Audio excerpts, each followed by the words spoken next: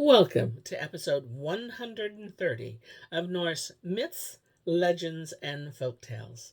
My name is MyLinda Butterworth, and today we hear a tale about a princess who had never laughed, and the king had promised her to anyone who could get her to laugh. Although many tried, it would be a simple man with a golden goose who would win in Taper Tom. Once on a time, there was a king who had a daughter, and she was so lovely that her good looks were well known and far and near. But she was so sad and serious, she could never be got to laugh. And besides, she was so high and mighty that she said no to all who came to woo her. She would have none of them, were they ever so grand, lords or princes. It was all the same. The king had long ago become tired of this, for he thought she might just as well marry. She, too, like all other people. There was no use in waiting. She was quite old enough. Nor would she be any richer, for she was to have half the kingdom that came to her as her mother's heir. So he had word sent throughout the kingdom that anyone who could get his daughter to laugh should have for her his So he had word sent throughout the kingdom that anyone who could get his daughter to laugh should have her for his wife and half the kingdom besides. But if there was anyone who tried and could not, he was to have a sound thrashing.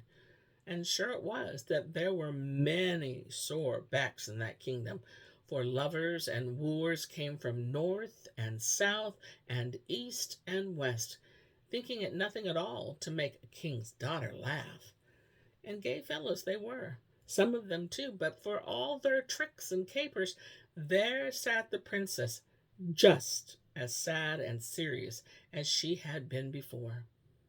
Now, not far from the palace lived a man who had 3 sons, and they too had heard how the king had given it out that the man who could make the princess laugh was to have her to wife and half the kingdom. The eldest was to set off first. So he strode off, and when he came to the king's grange, he told the king he would be glad to try to make the princess laugh. "All very well, my man," said the king, "but it's sure to be of no use, for many have been here and tried.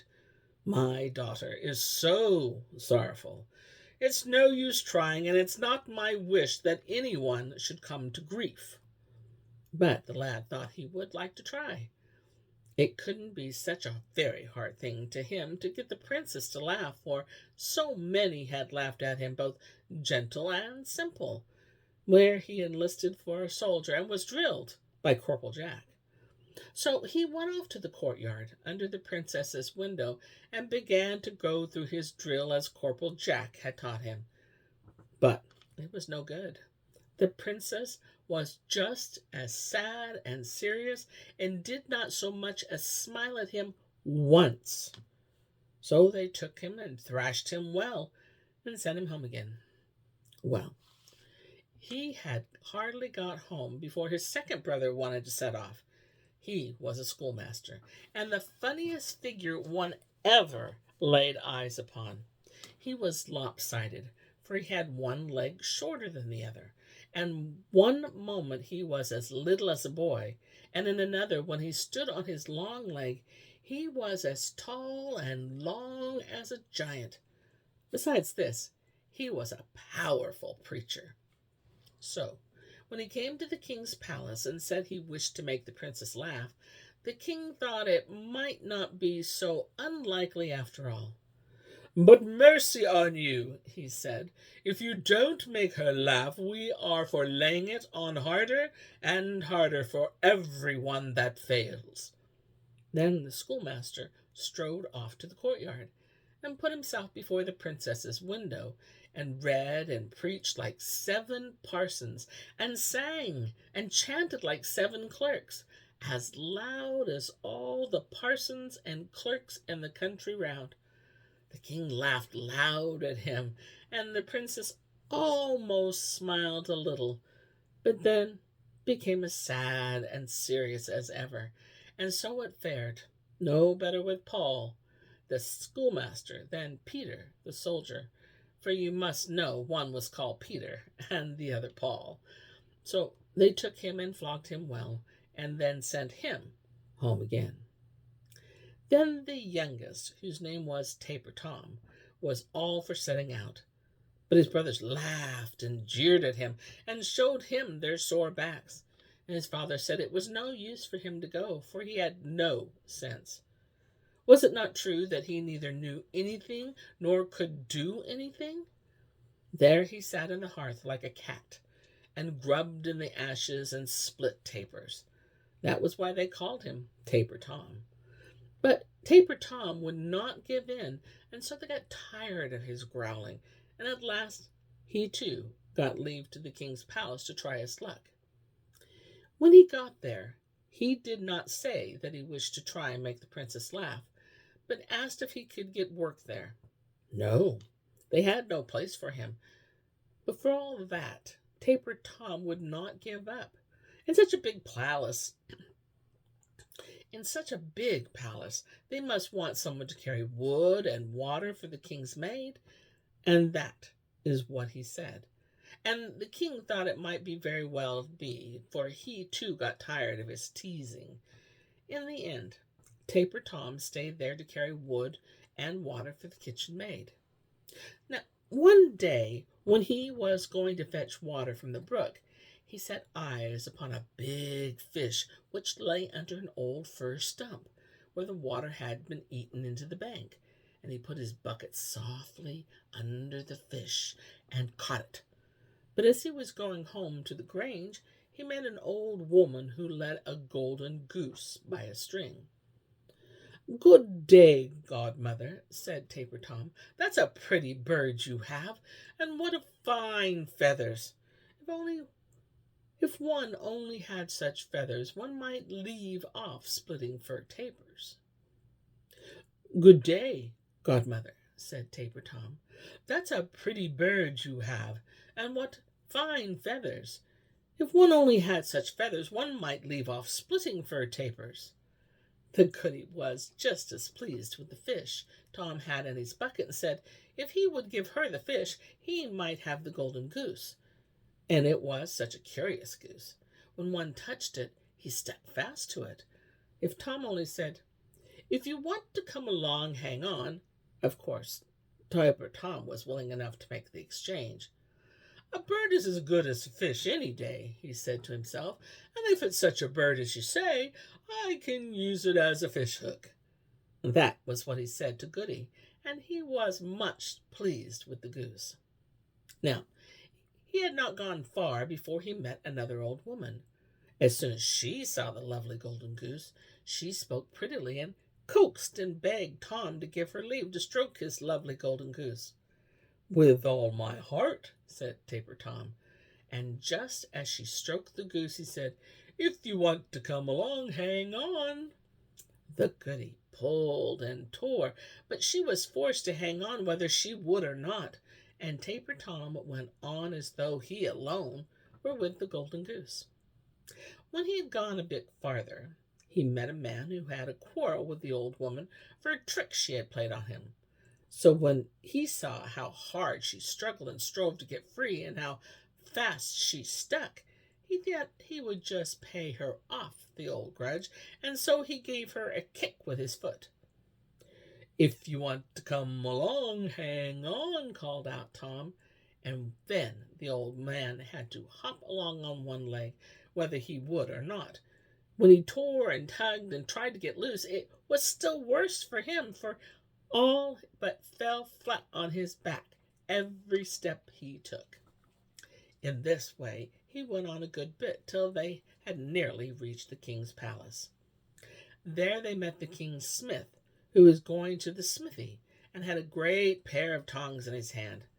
Now, you must know the smith was a merry fellow, full of both tricks and pranks, and when he saw this string come hobbling and limping along, he laughed so that he was almost bent double. Then he bawled out, "Surely this is a new flock of geese the princess is going to have.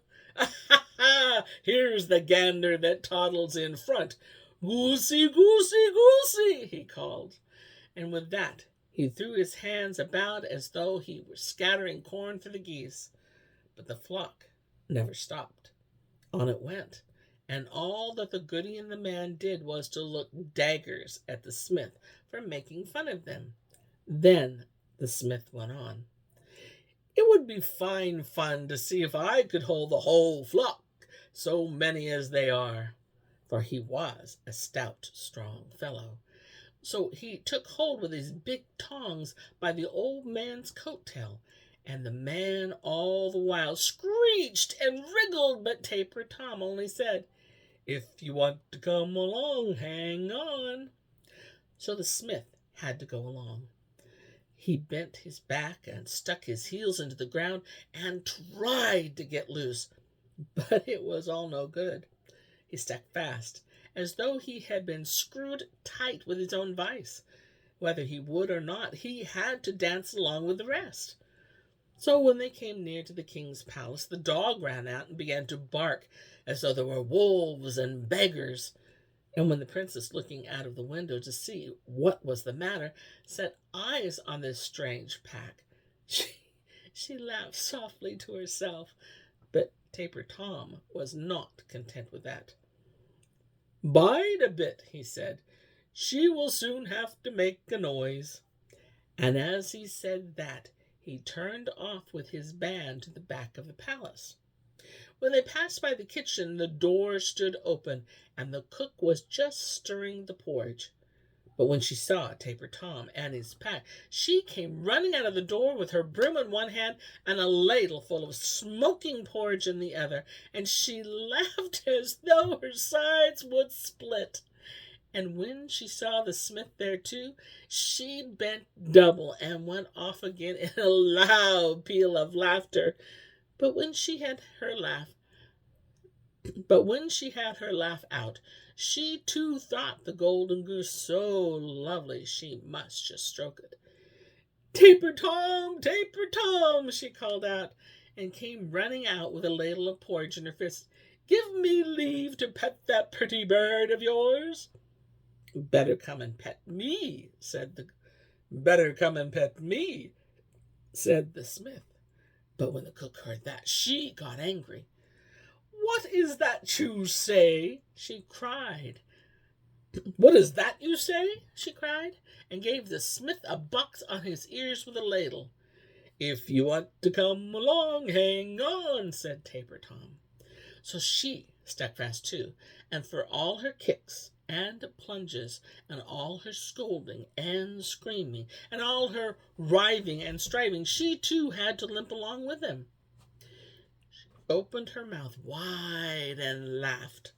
Soon the whole... You went out.